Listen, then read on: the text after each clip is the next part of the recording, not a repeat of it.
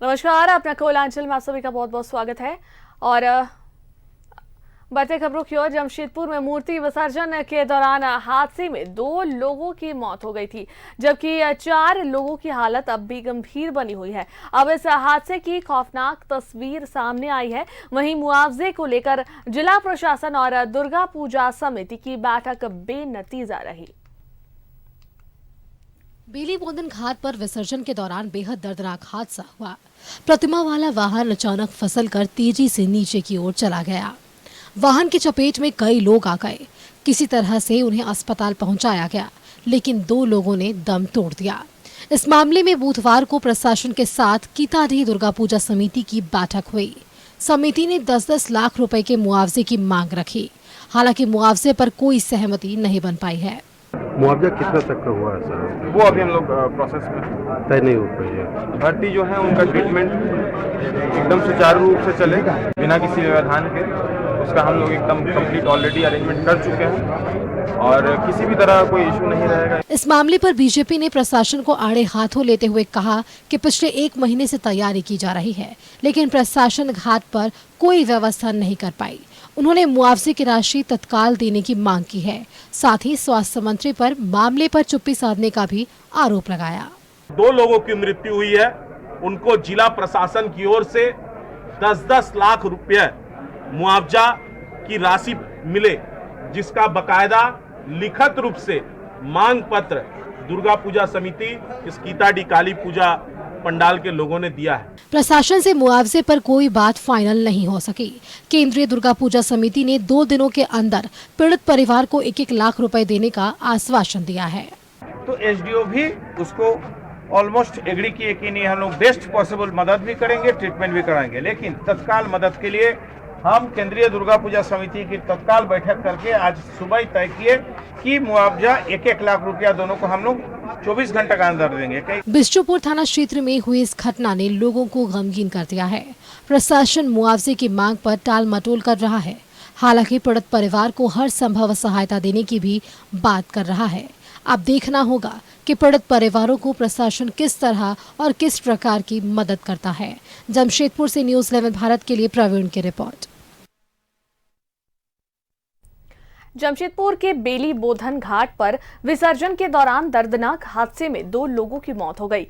मंगलवार की रात जहां दर्दनाक हादसा हुआ, उस जगह पर बुधवार की सुबह क्या हालात था, जायजा लिया हमारे संवाददाता प्रभात ने। विसर्जन के वक्त एक दर्दनाक घटना घटी, जिसमें 2 लोगों की जान चली गई और 4 लोग अभी भी जिंदगी और मौत से जूझ रहे हैं टीएमएच अस्पताल में। मैं आपको दिखाता हूं कि किस तरीके से पूरी घटना हुई। कल ये देखिए, कल यहाँ पे पूरी तरीके से ये खचाखच ये पूरा क्षेत्र भीड़ था, जहां मूर्ति विसर्जन करने वाले कमेटियां या ढाकी बजाने वाले या अन्य लोग जो मूर्ति विसर्जित होती है वो देखने के लिए पहुंचे थे। देखिए किस तरीके से पूरे स्लोप डाउन है, ये पूरा डाउन है और यहीं से वो जो 407 जो गाड़ी थी जिसमें माँ की मूर्ति लोड थी और वो गाड़ी यहाँ पे से बैक जा रही थी पीछे करने के नीचे जाने के लिए। उसी वक्त जो है बैक गियर पे गाड़ी था और गाड़ी का जो ब्रेक फेल हो गया और गाड़ी सीधी लगातार ऐसे डाउन होते हुए सीधे जाकर नदी में पहुंची, जहां कई पूजा कमेटी के लोग की मूर्ति विसर्जित हो रही थी, ढाकी बज रहा था और जिसमें उस गाड़ी में 6 लोग दब गए थे।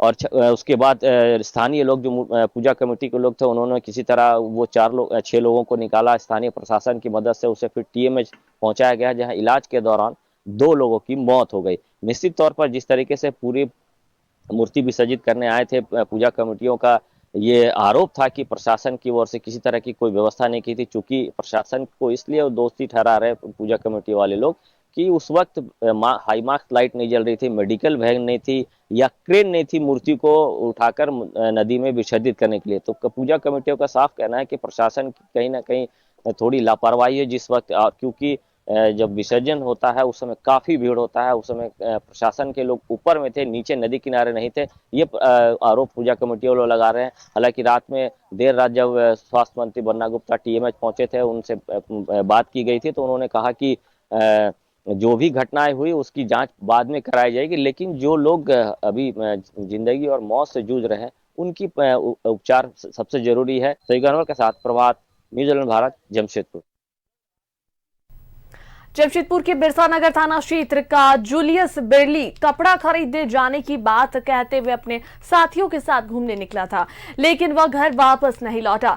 3 दिन बाद उसके दोस्तों ने उसका पर्स परिवार वालों को सौंपा। उन लोगों का कहना है कि जूलियस पर्स देकर कहीं चला गया था। इसके बाद जूलियस का शव एमजीएम थाना क्षेत्र के छोटा बांकी से मिला। परिजनों ने उसके दोस्तों पर ही हत्या का आरोप लगाया है। गिरफ्तारी की मांग की है। जूलियस के 3 दोस्तों को हिरासत में लेकर पूछताछ कर रही है पुलिस। वहीं बाकी दोस्तों की गिरफ्तारी के लिए पुलिस छापेमारी कर रही है।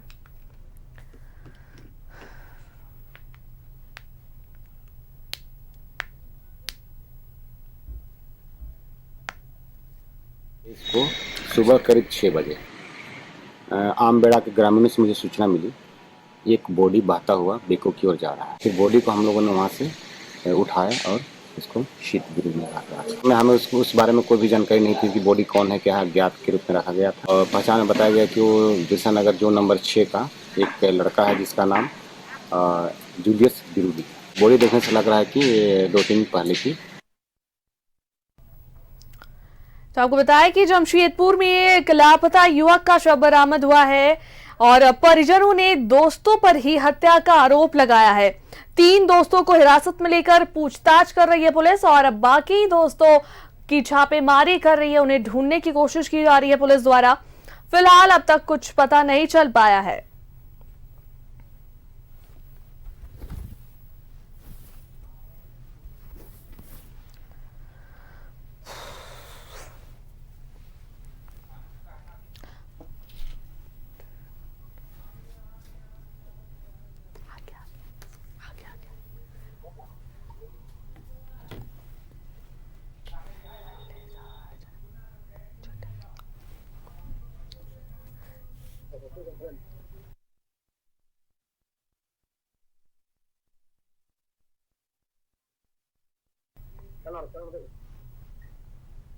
जमशेदपुर से हमारे संवाददाता मनोज इस पर अधिक जानकारी दे रहे हैं और सीधे उनसे जुड़ते हैं।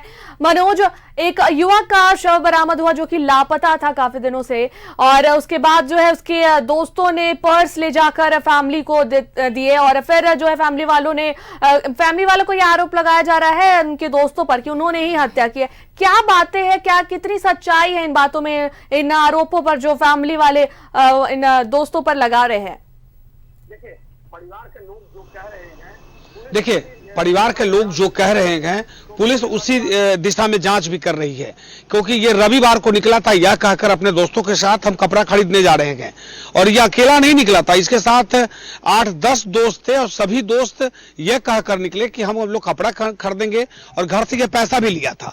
और उसके बाद जब ये गया लेकिन वापस नहीं लौटा, तो लोगों को लगा कि हो सकता है कि दुर्गा पूजा का समय है और दुर्गा पूजा को लेकर ये किसी पंडाल में रह गया होगा। हो सकता है कि अगले दिन आ जाएगा या कहीं दूसरे जगह चला गया होगा, यानी सरायकेला, आदितपुर चला गया होगा। हो सकता है कि वो शकरधरपुर चला गया होगा, चाईबासा चला गया होगा या घाटशिला गया होगा। तो परिवार के लोग आशंका जाता रहे थे। उसके पास मोबाइल भी नहीं था जिससे वो फोन से बात करते। लेकिन 2 दिन बाद उसका दोस्त जो है पर्स उसके परिवार वालों को सौंपता है और कहता है कि ये पर्स हमको देखकर वो कहीं चला गया, हमको पता नहीं वो कहाँ गया है। परिवार के लोग को शंका उत्पन्न होने लगा। ये लोग थाना में जाकर इस बात को इन लोगों ने कहा, लेकिन जब थाना में ये लिखित शिकायत गुमशुदगी का मामला इन्होंने दर्ज कराया कि वो गया था अपने दोस्तों के साथ, वापस नहीं लौटा है। लेकिन उसका दोस्त जो है पर्स देता है और कहता है कि वो मुझे पर्स देकर कहाँ चला गया पता नहीं, हम लोग सारे दोस्त वापस आ गए हैं। अब उसके बाद आज जो है कि अहले सुबह यह सूचना पुलिस को मिलती है कि एक शव जो है वो छोटा बाकी जो नदी है, सोंडेखा नदी, उसके किनारे में पड़ा हुआ है पानी में।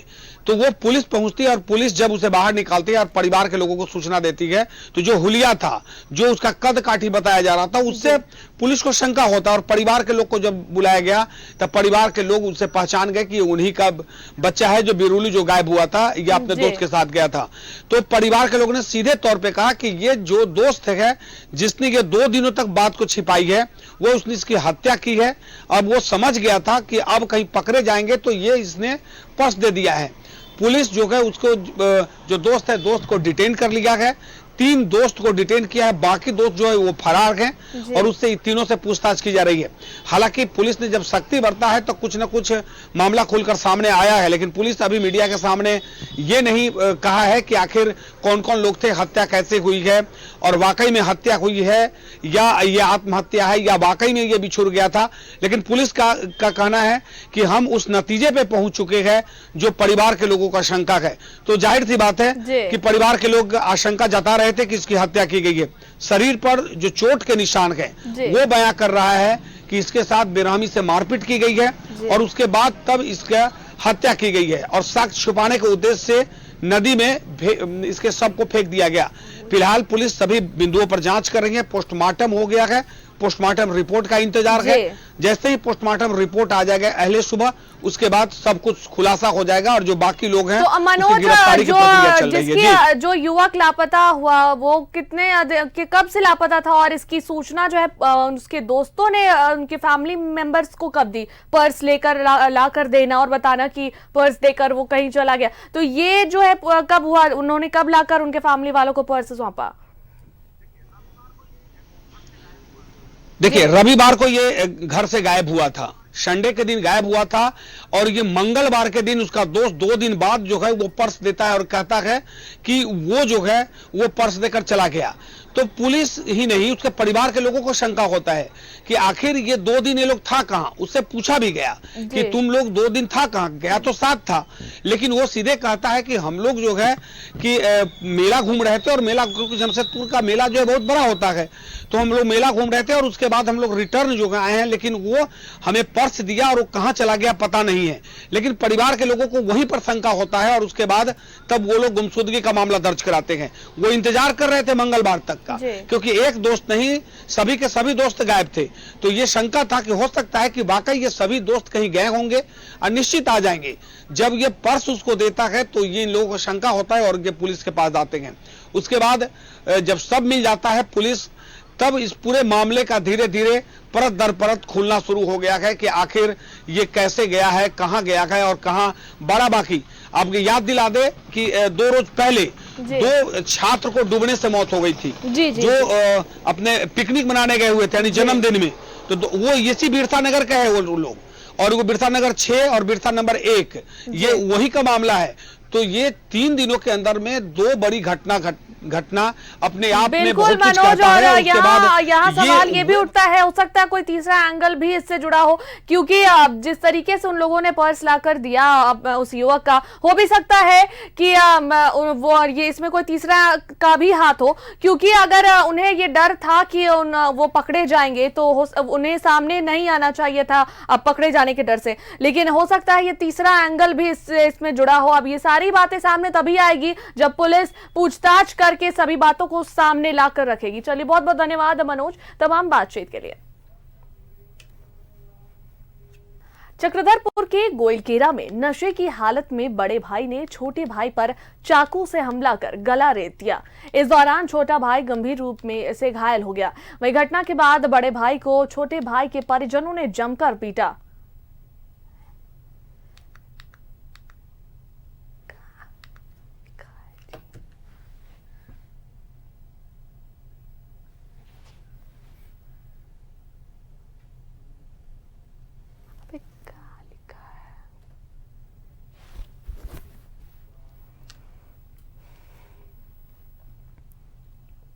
सरायकेला के विजयनगर में चोरों ने पेंट कारोबारी के घर में चोरी की घटना को अंजाम दिया, जहां से लाखों के जेवरात और 10,50,000 रुपए नकद लेकर चले गए। बताया गया कि गौतम चैटर्जी दुर्गा पूजा को लेकर पूरे परिवार के साथ पुरुलिया अपने गांव गए हुए थे। इसी दौरान चोरों ने उनके घर पर चोरी की घटना को अंजाम दिया। इधर घटना की सूचना पर जब वे लोग लौटे तो घर की हालत देखकर उनके होश उड़ गए। हैरानी की बात यह है कि जिस अलमीरा और ट्रंक में नकदी और जेवरात रखे थे, चोरों ने उसे ही तोड़ा है। बाकी के कमरों के अलमीरा को हाथ तक नहीं लगाया। पर्व त्योहार करने के लिए गाँव गया हुआ था, घर में कोई था नहीं, तो दरवाजा काट के वो अपना अंदर घुसा चोर। भोर में हम लोग को फोन किया तो हम लोग आके अटेंड किया। रात को चोरी हुआ कैश 10.5 लाख और कुछ जेवर चोरी हुआ। जेवर का लगभग 9 से 10 लाख रुपया व्यवहार का। आसपास में कैमरा सब है, लेकिन अभी तक। जमशेदपुर के काली मंदिर के पास सरकारी शराब की दुकान को चोरों ने निशाना बनाया। चोरों ने दुकान का वेंटिलेटर काटकर 3 पेटी शराब और 25,000 कैश ले उड़े। इधर मामले की सूचना पर आबकारी विभाग की टीम मौके पर पहुंची और दुकान का जायजा लिया, जिसके बाद अज्ञात चोरों के खिलाफ मामला दर्ज कराया गया है। मामला बागबेड़ा थाना क्षेत्र की है।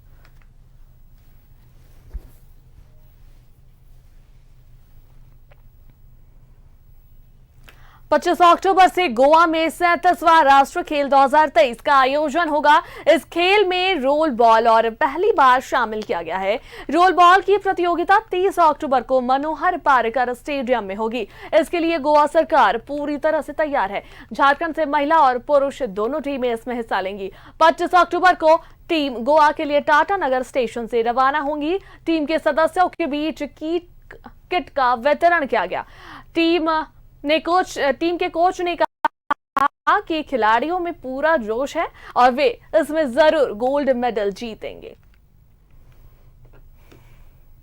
टीम है वो नेशनल गेम में पार्टिसिपेट करने जा रही है। जो झारखंड गवर्नमेंट के सेट से, झारखंड ओलंपिक एसोसिएशन के सेट से काफ़ी हमें सहयोग मिला है। और ये टीम अभी जो हम जब जाएंगे तो चाह रहे हैं कि इस बार हमें गोल्ड प्राप्त हो, गोल्ड मेडल हम जीते। और हमारा टीम भी बहुत अच्छा है। जो 3 तारीख से लेकर 24 तारीख तक हमारा कैंप था यहाँ पे JRD में और मून सिटी में भी। और काफ़ी बच्चे जो 12 बॉयज़ है वो मून सिटी में मतलब हमारा एकोमोडेशन था। खाना भी हमारा मतलब गवर्नमेंट के सेट से दिया गया था। डेली का जो मतलब मुझे बोला गया है कि डेली का ब्रेकफास्ट ये सब भी गवर्नमेंट के सेट से दिया गया है। और अभी जितना भी सपोर्ट है, जो सपोर्ट हमें मिला है, तो हम लोग भी चाहेंगे कि गवर्नमेंट को अपने सेट से कोई भी कमियां नहीं छोड़े और हम गवर्नमेंट को गोल्ड ला के दे। और हमारे टीम भी स्ट्रांग है, गर्ल्स भी अच्छी है, बॉयज भी बहुत अच्छा है। झारखंड की जमशेदपुर में मूर्ति विसर्जन होने के बाद नदी किनारे पूरा गंदगी का अंबार लगा हुआ है। हालांकि जिला प्रशासन की ओर से घाटों की सफाई के लिए सफाई कर्मी लगा दिए हैं। जायजा लिया संवाददाता प्रभात ने। नदी के आसपास काफी गंदगी हो जाती है। अब जो है जिला प्रशासन के द्वारा साफ सफाई की प्रक्रिया शुरू की। देखिए किस तरीके से जो कर्मचारी हैं, जो सफाई कर्मचारी हैं, वो रास्ते को साफ करें, क्योंकि विसर्जन के दौरान काफी जो पूजा के सामग्री होती है या अन्य सामान होते हैं उसकी साफ सफाई की जा रही है। देखिए जो सफाई कर्मी है किस तरीके से सफाई कर रहे हैं, जो झाड़ू लगा रही है महिला कर्मचारी लोग हैं, क्योंकि अगल बगल काफी गंदगी हो गया है। और जिला प्रशासन ने पहले से ही आगाह किया था कि जो पूजा के मलबे होते हैं जो उसको कम से कम जो कुंड बनाए गए थे वो कुंड में रखा जाए। देखिए महिला कर्मचारी लगातार यहाँ पहुंचकर साफ सफाई करी और किस तरीके से गंदगी है। हालांकि प्रशासन की ओर से सफाई की प्रक्रिया शुरू कर दी गई और कहा गया था कि नदी को दूषित ना करे, आग्रह किया गया था पूजा कमेटियों से, लेकिन फिर भी कहीं ना कहीं पूजा कमेटी वालों ने चूक की है, क्योंकि साफ कहा गया था कि जो भी पूजा सामग्री है उसे एक साइड में रख दिया जाए ताकि प्रशासन उठाकर दूसरी जगह जहां उसको डिस्ट्रॉय करना है उसको कर दे। लेकिन नदी में कहीं ना कहीं जिस तरीके से गंदगी की गई है और सफाई कर्मी जो है साफ सफाई में लगे हुए हैं। देखिए किस तरीके से यहाँ पे जो भी जो कलश मिट्टी के बर्तन है या अन्य सामान है उसे उठाकर जो डस्टबिन है उस डस्टबिन में डाल रहे हैं ताकि जो नदी को दूषित ना हो, नदी में गंदगी ना हो। इसको लेकर प्रशासन ने पहले से ही पूजा कमेटी या अन्य लोगों का, क्योंकि जल है तो जीवन है ये कहा जाता है, और निश्चित तौर पर अगर इस तरीके से गंदगी रहेगा तो नदी दूषित होगी। लेकिन प्रशासन की ओर से साफ सफाई की प्रक्रिया शुरू कर दी गई है और सभी नदी घाटों का साफ सफाई की जा रही ताकि जो आसपास के जो क्षेत्र है, जो नदी का क्षेत्र है, वो साफ सुथरा और सुंदर दिखे। सही के साथ प्रभात, न्यूज़ भारत, जमशेदपुर। झारखंड के पूर्व मुख्यमंत्री और बीजेपी के राष्ट्रीय उपाध्यक्ष रघुवर दास रांची पहुंचे। रांची के दुर्वा स्थित आवास पर कार्यकर्ताओं ने उनका भव्य स्वागत किया है। एक एक कर रघुवर दास सभी कार्यकर्ताओं से मुलाकात की। रघुवर दास गुरुवार दिल्ली में पीएम नरेंद्र मोदी, गृह मंत्री अमित शाह और पार्टी अध्यक्ष जेपी नड्डा से मुलाकात करेंगे। इस दौरान वे पार्टी के राष्ट्रीय उपाध्यक्ष पद से इस्तीफा देंगे। उसके बाद ओडिशा जाएंगे। आपको बता दें कि रघुवर दास को ओडिशा का राज्यपाल नियुक्त किया गया है।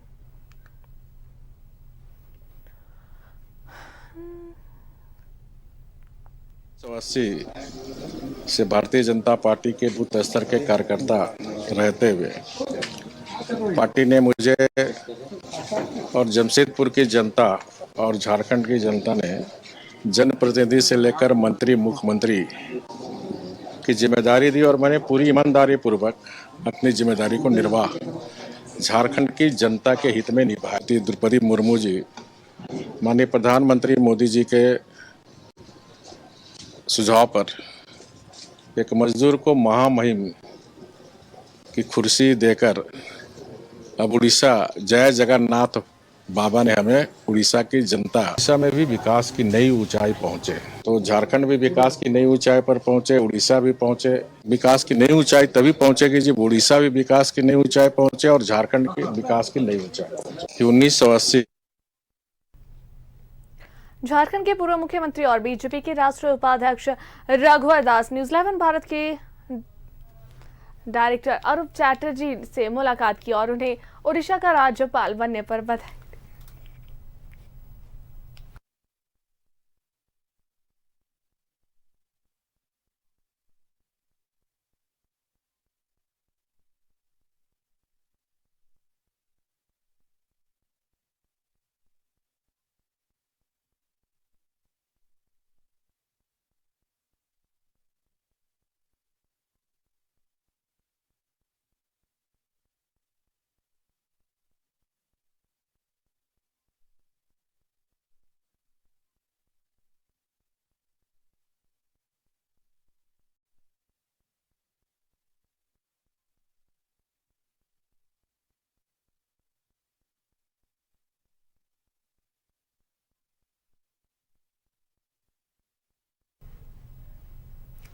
बीजेपी अध्यक्ष जेपी नड्डा के घर बीजेपी की बैठक हुई। केंद्रीय गृह मंत्री अमित शाह और रक्षा मंत्री राजनाथ सिंह भी बैठक में मौजूद रहे।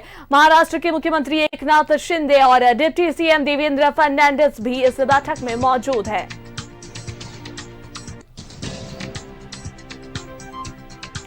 तो आपको बताएं कि केंद्रीय गृह मंत्री महाराष्ट्र के मुख्यमंत्री एकनाथ शिंदे और डिप्टी सीएम देवेंद्र फडणवीस भी इस बैठक में मौजूद है। आपको बता दें बीजेपी अध्यक्ष जेपी नड्डा के घर बीजेपी की बैठक।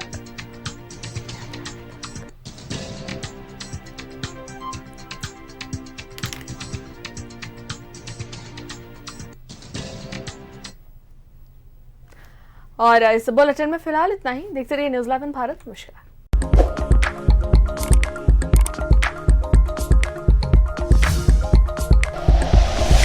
Like and share videos, subscribe करें हमारा चैनल और प्रेस करें बेल आइकॉन। न्यूज़ 11 भारत, सच है तो दिखेगा।